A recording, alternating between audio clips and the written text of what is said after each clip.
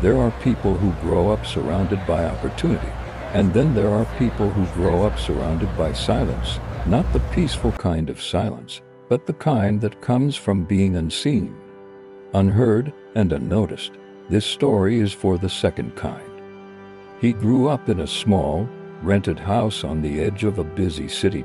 London moved fast outside his window, but inside his life felt frozen. Bills on the table, worry in the air, and very hard. But effort does not always equal security. Some nights the heating stayed off longer than it should. Some mornings started with anxiety instead of breakfast. From a young age, he learned an important lesson. At school, he was quiet, not because he had nothing to say, but because experience had taught him that no one was really listening. Teachers noticed the confident ones. Friends admired the loud ones. He watched others talk about holidays, new phones, future plans. He smiled, nodded, and stayed silent. Comparison became a habit, and work was exhausting. Not just physically, but mentally. Long hours. Little appreciation, and a quiet fear that this might be all life ever offers.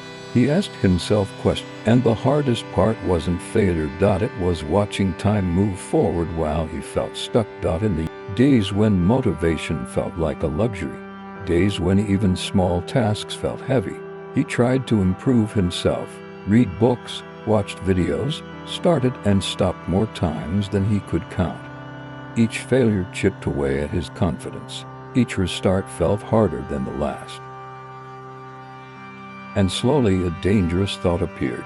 Maybe I'm not built for more. But deep inside, very deep, something refused to die. It wasn't confidence. It wasn't excitement. It was stubborn hope. Hope that whispered instead of shouted. Hope that didn't promise success, only progress. So he stopped waiting for motivation and started relying on discipline. He began waking up earlier, not to conquer the world, but just to control his morning. He worked when no one was watching. Hope that didn't promise success, only progress.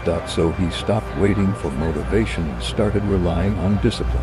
He began waking up earlier, not to conquer the world, but just to control his morning.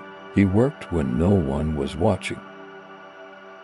Learned skills quietly. Improve slowly. No dramatic transformation. No overnight success. Just small, boring, consistent effort. People didn't notice. And for the first time, that didn't matter. Because he wasn't doing it for applause anymore. He was doing it to survive. Months passed, then years. Results came quietly. A better opportunity. More confidence in his voice. Less fear in his decisions. The world didn't suddenly become fair. Life didn't magically become easy.